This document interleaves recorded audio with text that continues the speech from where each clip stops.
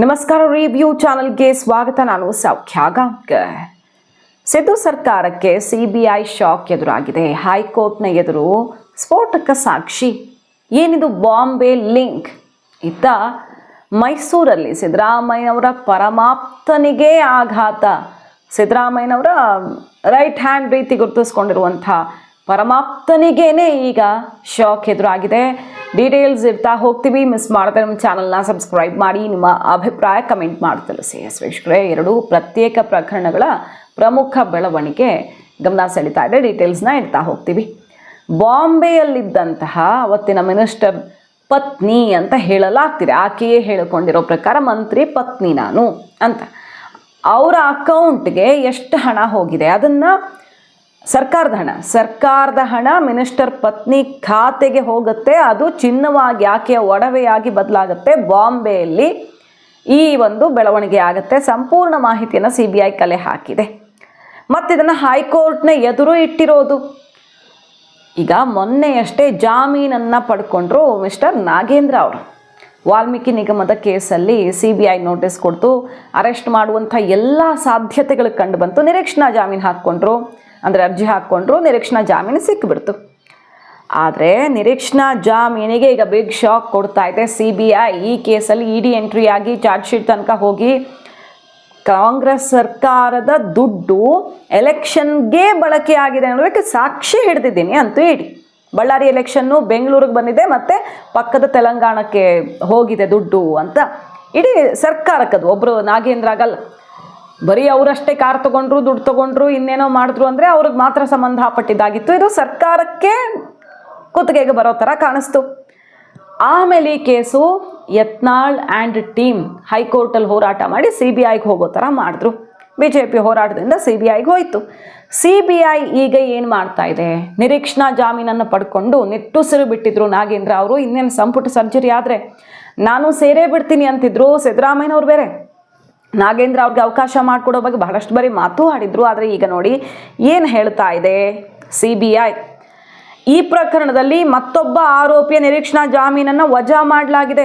ಹಾಗಿರುವಾಗ ಇವರಿಗೆ ಕೊಡೋ ಹಾಗೆ ಇರಲಿಲ್ಲ, ನಿರೀಕ್ಷಣಾ ಜಾಮೀನನ್ನು ಕೊಡೋ ಹಾಗೆ ಇರಲಿಲ್ಲ. ಹೆಂಗೆ ಕೊಡಲಾಯಿತು? ವಿಚಾರಣಾ ನ್ಯಾಯಾಲಯ ಜಾಮೀನು ಮಂಜೂರು ಮಾಡೋಕ್ಕೆ ಸಾಧ್ಯವೇ ಇಲ್ಲದಂತಹ ಪ್ರಕರಣ ಇದು. ಏನಂತ ಹೇಳಿದ್ದಾರೆ ವಿಚಾರಣಾ ನ್ಯಾಯಾಲಯದವರು? ಇವರು ತಪ್ಪು ಮಾಡಿದ್ದಾರೆ, ದುರ್ಬಳಕೆ ಮಾಡಿದ್ದಾರೆ ಅನ್ನೋದಕ್ಕೆ ಯಾವುದೇ ಸಾಕ್ಷಿಗಳು, ದಾಖಲೆಗಳು ಇಲ್ಲ ಅಂತ ಹೇಳಿ ನಿರೀಕ್ಷಣಾ ಜಾಮೀನು ಕೊಟ್ಟು ಬಿಟ್ಟಿದ್ದಾರೆ. ಆದರೆ ಆ ಅಂಶ ಸಂಪೂರ್ಣವಾಗಿ ತಪ್ಪು ಅಂತ ಹೈಕೋರ್ಟ್ ಮುಂದೆ ದಾಖಲೆ ಇಟ್ಟಿದೆ CBI. ಸೊ ಇಲ್ಲಿ ನಿರೀಕ್ಷಣಾ ಜಾಮೀನಿಗೆ ಅವಕಾಶವೇ ಇರಲಿಲ್ಲ. ಇನ್ನೊಬ್ಬನ ಜಾಮೀನು ಇದೇ ಕೇಸಲ್ಲಿ ವಜಾ ಆಗುತ್ತೆ ಅಂದಮೇಲೆ ನಿರೀಕ್ಷಣಾ ಜಾಮೀನು ಸೇಮ್ ಅಲ್ವಾ, ಇವರು ಸೇಮ್ ಅಲ್ವಾ? ಒಬ್ರಿಗೆ ವಜಾ ಮಾಡಿ ಇನ್ನೊಬ್ರಿಗೆ ಕೊಡೋಕ್ಕಾಗಲ್ಲ. ಸೊ ಇಲ್ಲಿ ಲೋಪ ಆಗಿದೆ, ತಕ್ಷಣ ಅದನ್ನು ವಜಾ ಮಾಡಬೇಕು ಅಂತ ಹೈಕೋರ್ಟ್ನ ಮುಂದೆ ವಾದ ಮಂಡಿಸಿದ್ದಾರೆ. ಮುಂಬೈ ಲಿಂಕ್ ತೆರೆದುಕೊಂಡಿದೆ. ನಿಗಮದ ಹಣ ಇದು ಯಾವಾಗಾಗಿದ್ದು? ಎಲೆಕ್ಷನ್ ಹೊತ್ತಲ್ಲಿ. ಎಲೆಕ್ಷನ್ ಇನ್ನೇನು ಬಂತು ಅನ್ನೋವಾಗ ನಿಗಮದ ಹಣವನ್ನು ಮುಂಬೈಯಲ್ಲಿರೋ ಮಹಿಳೆಯ ಖಾತೆಗೆ ವರ್ಗಾವಣೆ ಮಾಡಲಾಗಿರುತ್ತೆ. ಆ ಮಹಿಳೆ ಒಡವೆಗಳನ್ನು ಖರೀದಿಸಿರ್ತಾರೆ ಆ ದುಡ್ಡಲ್ಲಿ. ಮಹಿಳೆಯನ್ನು ಕೇಳಿದಾಗ ತಾನು ನಾಗೇಂದ್ರನ ಪತ್ನಿ ಅಂತ ಆಕೆ ಹೇಳ್ಕೊಂಡಿದ್ದಾರೆ. ಅರ್ಜಿದಾರರು ಆ ಮಹಿಳೆಯನ್ನು ಭೇಟಿಯಾಗಿ ಅವರೊಂದಿಗೆ ಸಮಯವನ್ನು ಕಳೆದಿದ್ದಾರೆ. ಆದ್ದರಿಂದ ಅವರನ್ನು ವಶಕ್ಕೆ ಪಡೆದು ವಿಚಾರಣೆ ನಡೆಸಲೇಬೇಕಾಗತ್ತೆ. ಪ್ರಕರಣದಲ್ಲಿ ಆರೋಪಿ ಮುಂಬೈನವರಾಗಿರೋದ್ರಿಂದಾಗಿ ಅವ್ರ ಕೈಗೇನು ಅಂದರೆ ಅವ್ರೇನು ನಮ್ಮ ಕೈಗೆ ಸಿಗ್ತಾ ಇಲ್ಲ. ಈಗ ಅವ್ರನ್ನ ವಿಚಾರಣೆಗೊಳಪಡಿಸೋದು, ಅವ್ರನ್ನ ಅರೆಸ್ಟ್ ಮಾಡೋದು ಕಷ್ಟ ಆಗ್ತಿದೆ. ಸೊ ಇವರನ್ನಂತೂ ಬಿಡೋಕ್ಕಾಗಲ್ಲ. ಈಗ ಇವ್ರು ಹೋಗಿ ಅವ್ರ ಜೊತೆಗೆ ಸಮಯ ಕಳೆದಿದ್ದಾರೆ. ಜೊತೆಗೆ ತನಿಖಾ ವರದಿಯನ್ನು ಪ್ರತಿ 8 ವಾರಗಳಿಗೊಮ್ಮೆ ನ್ಯಾಯಪೀಠಕ್ಕೆ ಸಲ್ಲಿಸಲಾಗತ್ತೆ ಅಂತ ಕೂಡ ಹೇಳಿದ್ದು. ನ್ಯಾಯಾಲಯದ ಕಣ್ಗಾವಲಿನಲ್ಲಿಯೇ ಈ ಕೇಸ್ ನಡೆಯೋ ರೀತಿಯಲ್ಲಿ ಆದೇಶ ಕೊಡಿ. ಯಾಕಂದರೆ ಈ ಕೇಸು ಪ್ರಭಾವಿಗೆ ಸಂಬಂಧಪಟ್ಟಿದ್ದು. ಮಿನಿಸ್ಟರ್ ಆಗಿದ್ದವರು ಇವರು.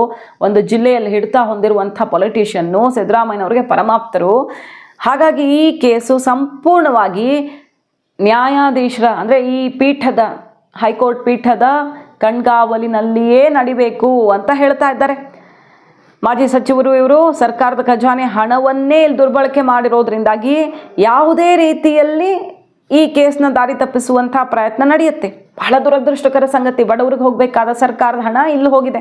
ಇಲ್ಲಿ ನಿರೀಕ್ಷಣಾ ಜಾಮೀನು ವಜಾ ಆಗಬೇಕು ಒಂದು ಕಡೆ, ಇನ್ನೊಂದು ನ್ಯಾಯಾಲಯದ ಮೇಲ್ವಿಚಾರಣೆಯಲ್ಲೇ ಆಗಬೇಕು ಅನ್ನೋ ಆದೇಶವೇ ಇದೆ ಅಂತ ಅದೆಲ್ಲವನ್ನು ಸಬ್ಮಿಟ್ ಮಾಡಲಾಗಿದೆ. ಹೈಕೋರ್ಟ್ನ ಆದೇಶದ ಪ್ರತಿಯನ್ನೇ ಈ ಪೀಠಕ್ಕೆ ಸಬ್ಮಿಟ್ ಮಾಡಿ ಈಗ ನೀವೇ ಮಧ್ಯಪ್ರವೇಶ ಮಾಡಬೇಕಾಗುತ್ತೆ, ಇಲ್ಲಿ ನಿರೀಕ್ಷಣಾ ಜಾಮೀನಿಗೆ ಚಾನ್ಸೇ ಇಲ್ಲ ಅಂತ ದಾಖಲೆಗಳನ್ನು ಕೊಟ್ಟಿದೆ CBI. ಈಗ ನಾಗೇಂದ್ರ ಮತ್ತು ಕೈ ಸರ್ಕಾರಕ್ಕೆ ಬಿಗ್ ಶಾಕ್ ಅನ್ನು ಕೊಡ್ತಿರೋದು. ಇದು ಸರ್ಕಾರಕ್ಕೆ ಹೇಗೆ ಕನೆಕ್ಟೆಡ್ ಅಂತ ಕೇಳಿದ್ರೆ ಸಾಕಷ್ಟು ಬಾರಿ ರಿಪೋರ್ಟ್ ಮಾಡಿದ್ವಿ.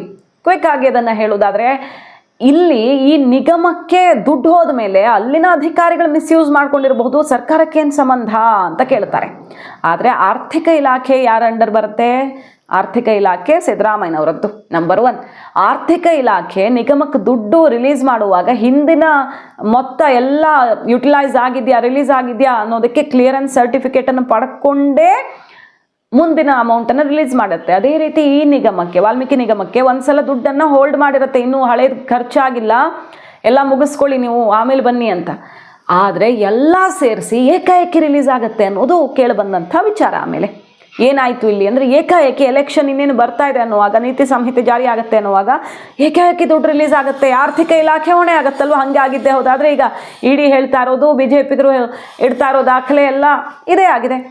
ಸೊ ಆ ರೀತಿ ಆದಾಗ ಯಾರು ಹೊಣೆ ಹಾಕ್ತಾರೆ? ಸಿದ್ದರಾಮಯ್ಯನವರೇ ನೇರವಾಗಿ ಹೊಣೆ ಹಾಕ್ತಾರೆ. ಮತ್ತು ಇಡಿ ಕೊಟ್ಟಿರೋ ಸಾಕ್ಷಿ ಏನು? ಮೊಬೈಲಲ್ಲಿ ಸಿಕ್ಕಿರೋದು ಯಾವ್ಯಾವ ವಿಧಾನಸಭಾ ಕ್ಷೇತ್ರಕ್ಕೆ, ಅಂದರೆ ಲೋಕಸಭಾ ಚುನಾವಣೆಯಲ್ಲಿ ಒಂದು ಕಾನ್ಸ್ಟಿಟ್ಯೂನ್ಸಿ ವ್ಯಾಪ್ತಿಯಲ್ಲಿ ಬರುವಂಥ ಇಂತಿಷ್ಟು ವಿಧಾನಸಭಾ ಕ್ಷೇತ್ರಗಳಿಗೆ, ಅದರಲ್ಲೂ ಕಾಂಗ್ರೆಸ್ಗೆ ಒಳ್ಳೆ ಪ್ಲಸ್ ಆಗಿರುವಂತಹ ಕಾನ್ಸ್ಟಿಟ್ಯೂನ್ಸಿಗಳಿಗೇನೆ ಹುಡುಕಿ ಒಂದು ಕಡೆ 3 ಕೋಟಿ, ಒಂದು ಕಡೆ 2 ಕೋಟಿ, ಎಷ್ಟೆಷ್ಟು ಕೋಟಿ ಹೋಗಿದೆ ಅಂತ ಕೂಡ ಇಡಿ ಲೆಕ್ಕ ತೆಗೆದಿದೆ.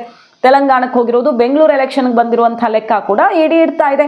ಸೊ ಆ ಆಧಾರದಲ್ಲಿ ಈಗ CBI ಕೂಡ ನಾಗೇಂದ್ರ ಅರೆಸ್ಟ್ ಮಾಡೋದಕ್ಕೆ ಕಾಯ್ತಿರೋದು.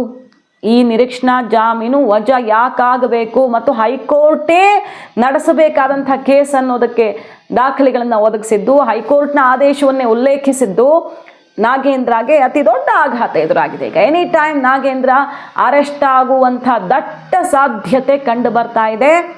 ನಾಗೇಂದ್ರ ಅರೆಸ್ಟ್ ಆಗಿಬಿಟ್ರೆ ವಾಲ್ಮೀಕಿ ನಿಗಮದ ಕೇಸಲ್ಲಿ big twist.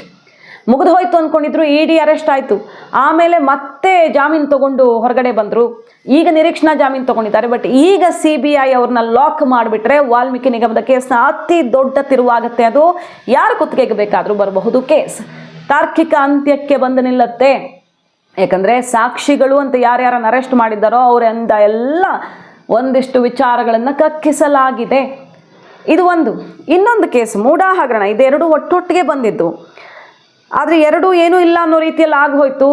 But Valmiki case take off ಆಯಿತು. ಆಮೇಲೆ ನೆಕ್ಸ್ಟ್ ಲೆವೆಲ್ಗೆ ಅದು CBI ತನಿಖೆಯಲ್ಲಿ ಹೋಗ್ತಾ ಇದೆ. ಸಾಕಷ್ಟು ಆಸ್ತಿನೂ ಮುಟ್ಗೋಲು ಹಾಕ್ಕೊಂಡಿದೆ ಇಡಿ. ನಾಗೇಂದ್ರ ಆಪ್ತರು ಅಲ್ಲೆಲ್ಲ ರಿಲೇಟೆಡ್ ಎಲ್ಲ ಮನೆಗಳ ಮೇಲೆ ದಾಳಿ ಆಗಿದೆ, ಎಲ್ಲ ಆಗಿದೆ. ಮೂಡಾ ಕೇಸಲ್ಲಿ ಏನಾಗಿದೆ ನೋಡಿ. ಈಗ ಮೂಡಾ ಕೇಸಲ್ಲಿ ಮರಿಗೌಡ, ಈಗ ಸಿದ್ದರಾಮಯ್ಯ ಪರಮಾಪ್ತ ಮರಿಗೌಡಗೆ ಇಡಿ ಶಾಕ್ ಎದುರಾಗಿರೋದು. ದಿನೇಶ್ ಕುಮಾರ್ ಆಯುಕ್ತ ಆಗಿದ್ದ ಸಮಯದಲ್ಲಿ ಮರಿಗೌಡ ಏನು ಮೂಡಾ ಅಧ್ಯಕ್ಷ ಆಗಿದ್ದಂಥ ಟೈಮ್ ನೆನಪು ಮಾಡ್ಕೊಳ್ಬಹುದು. GT ದಿನೇಶ್ ಕುಮಾರ್ ಸಹಾಯದೊಂದಿಗೆ 20 ಕೋಟಿ ಮೌಲ್ಯದ 3 ನಿವೇಶನ ಮುಟ್ಟುಗೋಲು ಹಾಕ್ಕೊಂಡಿದೆ ಇಡಿ ಈಗ. ಸೊ ಈತ ಮಾಜಿ ಅಧ್ಯಕ್ಷ ದಿನೇಶ್ ಕುಮಾರ್ ಈತನಿಗೆ ಹೆಲ್ಪ್ ಮಾಡಿರ್ತಾರೆ. ಯಾರ ಆಪ್ತ ಈತ? ಸಿದ್ದರಾಮಯ್ಯನವರ ಪರಮಾಪ್ತ. ಅವರು ಹಿಂದಿನ ಸಲ CM ಆಗಿದ್ದಾಗಿಂದನೂ ಸರ್ಕಾರಕ್ಕೆಲ್ಲ ಮುಜುಗರ ತಂದು ಅಧಿಕಾರಿಗೆ ಬೆದರಿಕೆ ಅದು ಇದು ಓಡ್ ಹೋಗಿದ್ದು, ತಪ್ಪಿಸ್ಕೊಂಡು ಹೋಗಿದ್ದು. ಈಗ ರಾಜೀವ್ ಗೌಡ ಥರನೇ ದೊಡ್ಡ ಮಟ್ಟದಲ್ಲೇ ಸದ್ದು ಮಾಡಿದ್ದಂಥ ಆಸಾಮಿ ಮರಿಗೌಡ. ಈತನ ಹೆಸರಲ್ಲಿ ಅಕ್ರಮವಾಗಿ ಬಂದಿದ್ದ ಸೈಟ್ಗಳು ಇವೋ ಅಂತ ದಿನೇಶ್ ಕುಮಾರ್ ಲಾಕ್ ಆದಮೇಲೆ ಈಗ ಮರಿಗೌಡಗೆ ಶಾಕ್ ಎದುರಾಗಿದೆ. ಜಪ್ತಿ ಮಾಡಿದೆ ಇಡಿ. ಸೊ ಮೂಡಾ ಕೇಸು ಸೈಲೆಂಟಾಗಿ ಮುಂದಕ್ಕೆ ಹೋಗ್ತಿದೆ. ಮತ್ತು ಈ ಕೇಸಲ್ಲಿ ಬಿ ರಿಪೋರ್ಟ್ ಏನು ಹಾಕಿಬಿಟ್ಟಿದ್ದಾರೆ ಲೋಕಾಯುಕ್ತ, ಅದನ್ನು ರದ್ದು ಮಾಡಬೇಕು ಅಂತ ಕಾನೂನು ಹೋರಾಟ ಕೂಡ ನಡೀತಾ ಇದ್ದು, ಆ ನಿಟ್ಟಿನಲ್ಲೂ ಬೆಳವಣಿಗೆಗಳು ಶುರುವಾಗಿರೋದು. ಈಗ ಯಾಕೆ ಪೊಲೀಸರು ಹಾಗಾದರೆ ಇವರು ಲೋಕಾಯುಕ್ತ ಪೊಲೀಸರು ಇನ್ವೆಸ್ಟಿಗೇಷನ್ ಆಗದೇನೆ ಎಲ್ಲ ಕಂಪ್ಲೀಟ್ ಆಗದೆ ಬಿ ರಿಪೋರ್ಟ್ ಹಾಕಿದ್ರು, ಮತ್ತು ಕೋರ್ಟ್ ಕೇಳಿದ್ದಕ್ಕೆ ಸರಿಯಾಗಿ ರೆಸ್ಪಾಂಡ್ ಯಾಕೆ ಮಾಡ್ತಿಲ್ಲ? ಇಂಥದ್ದೆಲ್ಲ ಹಲವಾರು ಪ್ರಶ್ನೆಗಳ ಸುತ್ತ ನಡೀತಾ ಇದೆ ಬೆಳವಣಿಗೆ. ಈಗ ಇಡಿ ಒಂದು ಹೆಜ್ಜೆ ಮುಂದೆ ಹೋಗಿದ್ದು ಸೈಟನ್ನು ಮುಟ್ಟುಗೋಲು ಹಾಕ್ಕೊಂಡಿದೆ. ಸೊ ಯಾರ್ಯಾರಿಗೆ ಇದು ಹೋಗಿತ್ತು, ಯಾರ ಪ್ರಭಾವದಿಂದ ಹೋಗಿತ್ತು, ಇದೆಲ್ಲವನ್ನು ಇಡಿ ಹೊರ ತೆಗಿತಿರೋದು. ಸ್ವಲ್ಪ ನಿಧಾನ ಆಗ್ತಿದೆ ಮೂಡಾ ಕೇಸಲ್ಲಿ, ಆದರೂ ಶಿಕ್ಷೆಯಾಗತ್ತೆ ಅನ್ನೋದನ್ನು ಸ್ನೇಹಮಯಿ ಕೃಷ್ಣ ಹೇಳಿದರು. ಆ ನಿಟ್ಟಿನಲ್ಲಿ ಆಗ್ತಿರೋ ಬೆಳವಣಿಗೆ ಗಮನಿಸಬಹುದು. ಬಟ್ ವಾಲ್ಮೀಕಿ ಕೇಸ್ ಡೆವಲಪ್ಮೆಂಟ್ ಮಾತ್ರ ಸ್ವಲ್ಪ ಸ್ಪೀಡ್ ಆಗೇನೇ ಇದೆ.